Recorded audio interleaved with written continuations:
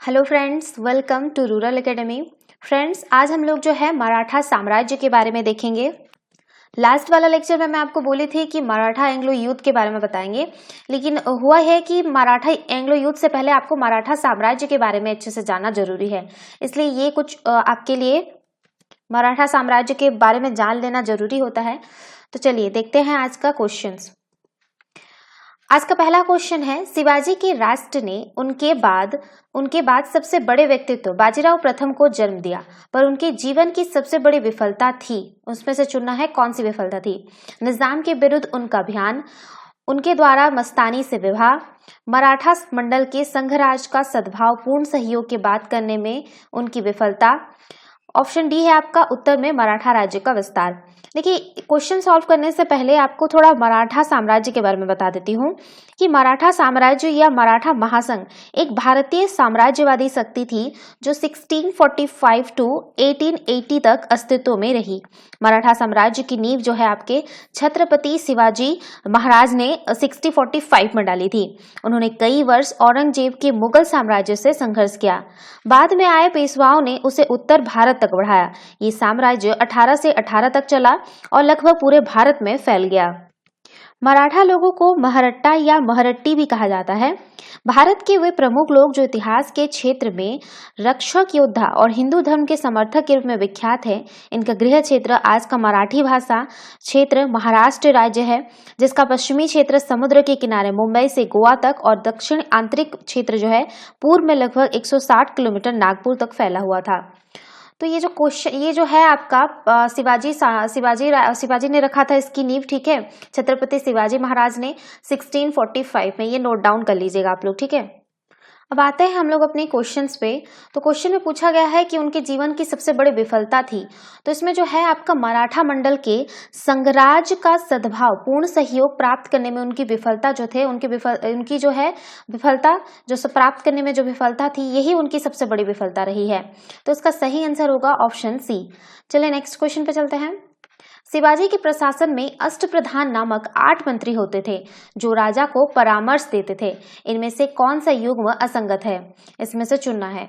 इसमें है आपका ऑप्शन ए पेशवा आमित्य अथवा मजूमदार, ऑप्शन डी हवलदार सबनीस, ऑप्शन सी मंत्री अथवा वाक्यानिविस, ऑप्शन आपका इसमें है और एक है सचिव तथा सुरुनवीस, ऑप्शन डी दरबार या सुमंत या सेनापति अथवा शेर नौबत, ऑप्शन ई है आपका पंडित राव या सदर मुहतसिब या न्यायाधीश जिसे कहते हैं, ठीक है। तो इसमें आपका जो है इसमें जो सही कूट है वो जो गलत कूट है वो होगा आपका ऑप्शन बी हवलदार और सबनीस, ठीक है। ये अष्टप्रधान जिसमें से आपका एक ये है अथवा लिखा हुआ है यानी 2, आपका मंत्री है, ठीक है, ये 3 है, और ये अथवा में है ये 3 यानी ये 4 है आपका, ये 5 और ये आपका 6 है, ठीक है, और ये 7वां और ये है आपका 8वां, ठीक है। यही है अष्टप्रधान नामक 8 मंत्री इन्हें कहा जाता है, ठीक है। अब इनके बारे में थोड़ा देख लेते हैं। जो पेशवा होता था तो इसका कार्य जो है संपूर्ण राज्य के शासन की देखभाल करना था। यह एक प्रधानमंत्री होता था, ठीक है, इसे प्रधानमंत्री के रूप में भी जान सकते हैं। ये होता था अमित्य अथवा मजूमदार, ये होता आपका वित्त मंत्री होता था, ठीक है, वित्त मंत्री कह सकते हैं इसे। उसके बाद आपका तीसरा में आता है मंत्री अथवा वाक्यानाविस। ये जो होता था ये जो आपका राज्य की दैनिक गतिविधियों को लिपिबद्ध करता था, राजा के जीवन की सुरक्षा की देखभाल करता था और यह जासूसी विभाग का अध्यक्ष भी होता था। उसके बाद आता है आपका सचिव। ये सचिव जो है आपका राजा के पत्र व्यवहार और शाही मोहर जैसे दफ्तरी काम करता था। उसके बाद है दरबार या सुमंत। सुमंत भी जो होता था वो भी विदेश मंत्री होता था, ठीक है। सेनापति अथवा सरेनोवत, सेनापति आपको पता होगा सैनिक प्रधान होता था। पंडित राव या सदर होता था, ये दान का अध्यक्ष होता था, ठीक है। और उसके बाद आता है न्यायाधीश, ये कानूनी मामलों का निर्णायक होता था। तो ये जो है हवलदार और सबनीस नहीं थे इसमें, ठीक है, ये 8 थे, आप लोग लिख लीजिएगा, अष्टप्रधान बोले जाते हैं, ठीक है। तो इसका सही आंसर जो होगा ऑप्शन बी। चलिए नेक्स्ट क्वेश्चन पे चलते हैं। मराठों के अंतर्गत गांव में भू राजस्व वसूलने का जिम्मा निम्न में से किसका था। Option A Patel, option B Kulkarni, option C मिर्सादार, ऑप्शन डी सिल्हादार। देखिए, मराठों के अंतर्गत जो है गांव में भू राजस्व वसूलने का जिम्मा जो था वो पटेल का था। तो इसका सही आंसर होगा ऑप्शन ए। चलिए नेक्स्ट क्वेश्चन पे चलते हैं। शिवाजी सैन्य व्यवस्था में किले महत्वपूर्ण थे तथा किलों में तीन अधिकारी होते थे। इनमें से कौन सा उनमें शामिल नहीं था? ऑप्शन ए हवलदार, ऑप्शन बी सर नौबत, ऑप्शन सी सिलेदार, ऑप्शन डी सबनीस हवलदार। देखिए जो इसका जो सही आंसर होगा वो होगा आपका ऑप्शन सी सिलेदार। सिलेदार वे सैनिक जो घोड़े व अस्त्र स्वयं लेते थे, ठीक है, उन्हें सिलेदार कहा जाता था। चलिए नेक्स्ट क्वेश्चन पे चलते हैं। शिवाजी प्रशासन में चौथ क्या था? ऑप्शन ए यदुनाथ सरकार के अनुसार चौथ मराठा आक्रमण से सुरक्षा प्रदान करने के बदले वसूला जाने वाला कर। ऑप्शन बी सरदेसाई के अनुसार चौथ विजित क्षेत्रों से वसूल किए जाने वाला कर। ऑप्शन सी आपका चौथ जो था चौथ विजित राज्यों में उपज की 1/4 के रूप में वसूल किए जाने वाला कर। ऑप्शन डी उपयुक्त सभी। देखिए इसका जो सही आंसर होगा वो होगा ऑप्शन डी उपयुक्त सभी। इसमें देखिए ये यदुनाथ सरकार के अनुसार है, ये सरदेसाई के अनुसार है, ठीक है, और ये एक है चौथ विजित राज्यों में उपज के लिए 1/4 के रूप में वसूल किए जाने वाला कर था। और आपको बता दें कि इतिहासकार जो है चौथ के बारे में अलग अलग सबका मत है, तो ये जो सही आंसर होगा ऑप्शन डी उपयुक्त सभी। चलिए नेक्स्ट क्वेश्चन पे चलते हैं। सरदेश मुखी था आय के 10% के रूप में कर। ऑप्शन बी था आय के 20% के रूप में कर। ऑप्शन सी आय के 25% के रूप में कर। ऑप्शन डी आय के 5% के रूप में कर। तो इसका जो सही आंसर होगा वो होगा ऑप्शन ए आय के 10% के रूप में कर। चलिए नेक्स्ट क्वेश्चन पे चलते हैं। वो मराठा वीरांगना जिसने मराठा शक्ति को मुगलों के आक्रमण से बचाया था। Option A Mastani, option B Parvatibai, option C Tarabai, option D Tulsibai. देखिए इसका जो सही आंसर होगा वो होगा ऑप्शन सी ताराबाई। ताराबाई जो थी शिवाजी प्रथम के द्वितीय पुत्र राजा राम की पत्नी थी। राजा राम की मृत्यु के बाद विधवा ताराबाई ने अपनी 4 वर्षीय पुत्र शिवाजी तृतीय का राज्याभिषेक करवाकर मराठा साम्राज्य की वास्तविक संरक्षिका बन गई थी। ताराबाई एक अद्वितीय उत्साह वाली महिला थी। उसने मुगल सम्राट औरंगजेब से अनवरत युद्ध किया। ताराबाई की प्रेरणा और नीति कुशलता से ही मराठों ने फिर से अपनी शक्ति संचित कर ली थी। समूजी के पुत्र साहू के उत्तराधिकारी मांगने पर ताराबाई एक विकट उलझन में फंस गई थी, क्योंकि वह अपने पुत्र शिवाजी तृतीय को ही राजा के रूप में देखना पसंद करती थी। तो इसका जो सही आंसर होगा ऑप्शन सी ताराबाई।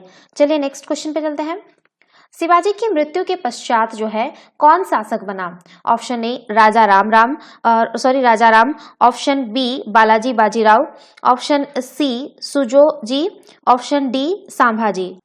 देखिए शिवाजी की मृत्यु के पश्चात जो है संभाजी राजा बना था, जैसा अभी मैं बोल चुकी हूँ, और ताराबाई इससे खुश नहीं थे क्योंकि वो अपने पुत्र को जो कि शिवाजी तृतीय थे उनको राजा बनाना चाहती थी। ठीक है, तो सही आंसर होगा ऑप्शन डी संभाजी। चलिए नेक्स्ट क्वेश्चन पे चलते हैं।